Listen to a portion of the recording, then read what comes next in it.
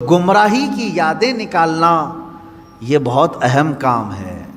مثال کے طور پر برسوں پہلے آپ کوئی غلط کام کر رہے تھے، اب چھوڑ کر کے توبہ کر کے آ چکے ہیں، تو اب یہاں سب سے بڑا کام یہ ہوتا ہے کہ اس کا دماغ میں خیال بھی نہ آئے، اس کے لیے ٹائم لگتا ہے۔ تو جب تک وہ پورا نہیں نکالو گے آپ ایمان کے کمال کے درجے کو نہیں پہنچو گے۔ آپ کو معلوم ہے حضور پاک صلی اللہ علیہ وسلم کے پاس ایک جماعت آئی، انہوں نے پوچھا کہ حضور ہمیں کچھ حکم دے دیں، ہم باہر سے آتے ہیں، بیچ میں ہمارے اور آپ کے ایک دوسرا دشمن قبیلہ ہے، ہم آ نہیں سکتے ہر بار، بس وہ 4 مہینے ہیں جس میں جنگ حرام ہے، اس میں ہم آتے ہیں آپ کے پاس۔ تو حضور نے ان کو حکم دیا 4 چیزوں کا، نماز کا، روزے کا، مال غنیمت کا، اور جہاد فی سبیل اللہ کا، اور ایک حدیث میں حج کا۔ اور پھر فرمایا میں 4 چیزوں سے تمہیں روکتا ہوں، 4 چیزیں کبھی مت کرنا۔ وہ 4 چیزیں کیا تھی؟ نقیر، دبا، حنتم، مزیفت، یہ چیزیں 4 پیالوں کے نام حضور نے گنائے۔ کدو کو کاٹ کر کے بیچ میں سے گول ہوتا ہے، اندر کا مغز نکالیں تو کھٹوری بن جاتا ہے، اس کو سکھا کر کے عرب والے اس میں شراب ڈال کے پیتے تھے۔ لکڑی کا گلاس بناتے تھے، لکڑی گول کاٹ کر کے بیچ میں سے اس کا سب نکال کے ایک گلاس بن جاتا، اس میں شراب رکھتے تھے۔ یعنی بالکل وہ لوگ اوریجنل چیزیں، نیچرل چیزیں شراب کے لیے استعمال کرتے تھے۔ یہ 4 قسم کے پیالے ہیں جن کا تذکرہ میں نے ابھی کہا۔ حضور نے فرمایا یہ ختم کر دو، یہ پیالہ، لکڑی کا پیالہ، کدو سے بنایا ہوا پیالہ، وہ کلنگڑ سے بنایا ہوا پیالہ، یہ ختم کر دو۔ شراب کی بات نہیں ہے اس میں، پیالے ختم کرو، پیالے توڑو۔ گئے انہوں نے پیالے توڑ دیے۔ اس میں حکمت کیا ہے؟ محدثین فرماتے ہیں شراب تو چھوڑنا ہی تھا انہیں، لیکن وہ پیالے نہیں رکھنا ہے جس میں شراب پیتے تھے۔ وجہ یہ ہے کہ جب جب پیالہ دیکھیں گے وہ شراب یاد آئے گی، اس میں ایسا پیتے تھے ہم۔ یہ اسلام ہے جو جڑ کو ختم کرنا چاہتا ہے۔ آپ ظاہر سی بات ہے اس بچھڑے کو تو ختم کیا گیا، مار دیا گیا، لیکن حکم آیا کہ اس کا تصور بھی نہ آئے۔ ان کے دلوں میں وہ رچ بس گیا تھا بچھڑا، جب دیکھو وہ بچھڑے کا ہی تذکرہ کرتے تھے۔ اب اس طرح کے جو گمراہیاں آج تک لوگوں کے دلوں میں ہیں انہیں ختم کریں۔ پہلے کچھ لوگ کچھ عمل کرتے تھے جو ناجائز و حرام تھا گھروں میں، ہم نے تنبیہ کی، تلقین کی کہ یہ ناجائز ہے، حرام ہے، نہ کریں۔ چھوڑ تو دیا انہوں نے، لیکن جب جب وہ اوکیشن آتے ہیں تب تب پھر سے ان کی یاد آتی ہے۔ اب اس کی مثال آپ کو میں بتاؤں۔ شروع کی بات ہے کہ محرم کے زمانے میں پنجے اٹھا کر کے ناچنے کی عادت اکثر لوگوں کو تھی، بہت سارے لوگ۔ ایک طرح سے اس میں عبادت کا تصور نہیں تھا لوگوں کو، بس یہ کہ انٹرٹینمنٹ کرنا ہے، کیونکہ عبادت اس طرح سے روڈ اور گلیوں میں ناچ کر کے تو ہوتی نہیں۔ نہ وہ امام حسین کو راضی کرنے کا مسئلہ ہے، نہ رب تبارک و تعالیٰ کی بارگاہ میں کچھ پیش کرنے کا مسئلہ ہے۔ اگر اتنا ہی عبادت کا شوق ہوتا تو مسجدوں میں پنجے لے کر بیٹھ جاتے ہیں، قرآن پاک پڑھتے ہیں۔ سب کو معلوم ہے کہ سب سے افضل جگہ یہ ہے۔ وہ انٹرٹینمنٹ کرتے تھے۔ اب ہوا یہ کہ ہم نے کہا کہ یہ بے حرمتی ہو رہی ہے، مولا حسین کے نام پر بے حرمتی ہو رہی ہے۔ اصل بات پنجہ تو آج تک امام حسین کا ملا نہیں، پنجہ ملا نہیں۔ حضرت عباس علمبردار کے پنجے کٹے تھے یہ سنا ہے، روایات بھی، لیکن اس کی شبیہ، اس سے ملتی جلتی تصویر کچھ ملی نہیں۔ اب رہی بات تعزیہ کا مسئلہ، تعزیہ جو ہے اس کا مسئلہ مختلف بھی ہے، اتنا میں بتاؤں گا، کنفیوز نہیں ہونا۔ تعزیہ کو شرائط کے ساتھ اگر بٹھایا جائے تو جائز ہے، لیکن وہ شرائط پورے کرتے نہیں لوگ، اور ہم نے اگر اتنا ہی شوشہ کھول دیا تو بڑے بڑے دروازے لوگ کھول دیں گے۔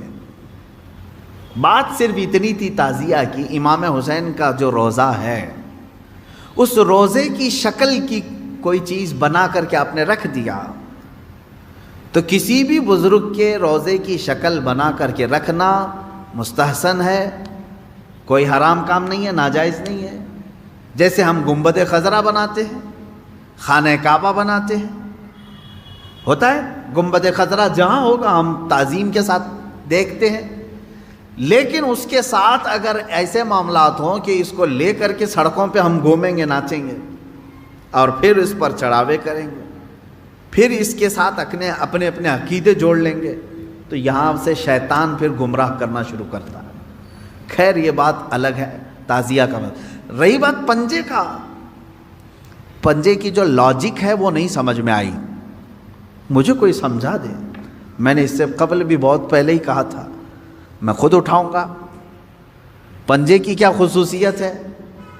اگر امام حسین شہید کربلا رضی اللہ تعالیٰ عنہ کے ہاتھ کا نشان لے کر کے کوئی اٹھا کر گھومتا ہے، میں تو کہوں گا ہاتھ کیوں اٹھاتے ہو؟ اس سے بہتر ہے کہ مولا حسین کا قدم اٹھا کر کے گھومیں، کیونکہ ہمارے لیے ان کے قدم تک پہنچنا بھی بہت دور کی بات ہے. قدم اٹھا کر کے کوئی گھومتا ہوا نہیں دکھا مجھے، کوئی تلوار اٹھا کر کے دکھا. تو اس میں ہاتھ کی کیا خصوصیت ہے یہ تو مجھے لاجک اب تک نہیں معلوم. بہرحال ایک ٹاپک الگ ہے. اس کے اندر جو خرافات آ رہی تھیں، اس کے ساتھ عورتوں مردوں کا ساتھ ملنا، گانے باجے ڈھول تاشے اور طرح طرح کے اس میں خرافات لے کر کے اس کو کہاں سے کہاں تک پہنچایا تھا. شروع کس لیے ہوا ہوگا معلوم نہیں، پہنچا کس کام کے لیے بہت دور چلا گیا. اب میں جو بات کہنے جا رہا تھا وہ یہ تھی کہ چند سالوں پہلے ہم نے دیکھا بہت خرافات ہو رہی ہے. ایک جگہ ہم نے کہا منع ہے، انہوں نے فوراً اس کو ختم کر دیا، نہیں کریں گے. ہاں میں نے کہا کہ ٹھیک ہے، مولا حسین کے روضے کی شکل بناؤ، ہر گھر میں بنا کر کے رکھو، یاد کے لیے اچھا اپنے بچوں کو دکھاؤ کہ یہ مولا حسین کا روضہ ہے. ہم جیسے گنبد خضرا رکھتے ہیں اپنے گھروں میں، خانہ کعبہ رکھتے ہیں، امام حسین کا روضہ رکھنے میں کون سی دقت کی بات ہے؟ میں اتنا زیادہ مخالف نہیں ہوں اس چیزوں کا. رکھو، آپ پیتل کا بناتے بناؤ، تانبے کا بناتے بناؤ، سونے کا بناتے ہو بناؤ، اس میں حرج نہیں. ہم جس چیز کی مخالفت کرتے ہیں وہ خرافات و حرام کاریاں جس کو باہر سڑکوں پر کیا جاتا ہے، میں اس کا مخالف ہوں. خیر بات آئی، بند ہو گئی. لیکن ہوتا کیا تھا معلوم ہے؟ چند دنوں کے بعد دوسرا محرم آیا تو گھر والے کہتے ہیں کہ حضرت وہ تو بند ہیں لیکن بچے ویسے ہی ناچ رہے ہیں، ہاتھ ایسے لمبے کر کے خود پنجہ بن گئے ہیں اور ناچ رہے ہیں. تو میں اس چیز کو مثال میں اس لیے بتا رہا ہوں کہ بنی اسرائیل بچھڑے کی پوجا کرتے تھے، حکم آیا ان کے قتل کا، قتل بھی ہوئے، بچھڑا بھی مار دیا گیا، لیکن زمانے تک ان کے دلوں سے بچھڑے کی محبت گئی نہیں تھی. وہی ذکر آج کی آیت میں میں نے پڑھا ہے. اللہ فرماتا ہے ثم اتخذوا العجل من بعد ما جاءتهم البینات، پھر یہ بچڑے کو ایسا لے کر کے بیٹھے رہے جبکہ ان کے سامنے کھلی ہوئی نشانیاں تھیں. وَأُشْرِبُوا فِي قُلُوبِهِمُ الْعِجْلَ، اللہ فرماتا ہے ان کے دلوں میں ایسا لگتا ہے بچڑا پلا دیا گیا ہے، پی گئے ہیں بچڑے کو، اتنی محبت تھی. جبکہ روشن آیتیں اور دلیلیں دیکھی. تو خلاصہ یہ ہے میرے عزیزو، کہنے کا مطلب کہ بعض چیزیں گمراہیاں ایسی ہیں جن کو چھوڑنے کے بعد بھی وہ کچوکے لگاتی رہتی ہیں. برے گناہ بھی ایسے ہیں جن کو چھوڑنے کے بعد وہ دوبارہ دماغ میں وسوسے ڈالتے رہتے ہیں. ان کاموں کو حتمی طور پر اپنے تصور میں بھی نہ آئے. اعوذ باللہ من شر الشیطان الرجیم کثرت سے پڑھیں. اعوذ باللہ من شر الشیطان الرجیم، من شر الشیطان الرجیم. اے اللہ میں پناہ مانگتا ہوں تیری مردود شیطان کی ان شرارتوں سے جو میرے دماغ میں ڈال رہا ہے. تو یہ اسی کی طرف سے ہوتی ہیں، وہ پرانے راستے پر لے جانا چاہتا ہے، گمراہی کی طرف لانا چاہتا ہے. وہ خرابیاں جن کو تم چھوڑ کر کے آئے ہو یاد دلاتا ہے ایک بار اور چلا جاؤ. اس کے لیے کثرت سے یہ پڑھا کریں. جب جب ایسا وسوسہ آئے کہیں اعوذ باللہ من شر الشیطان الرجیم. آج ہی صبح گناہ سے توبہ کیا، سوچا کہ نہیں کروں گا یہ گناہ، لیکن رات ہوتے ہی پھر خیال آیا ایک بار اور کر لوں.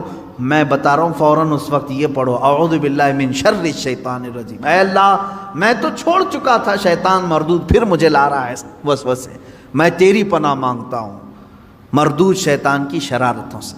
یہ باتیں یہاں تک ختم ہو گئیں.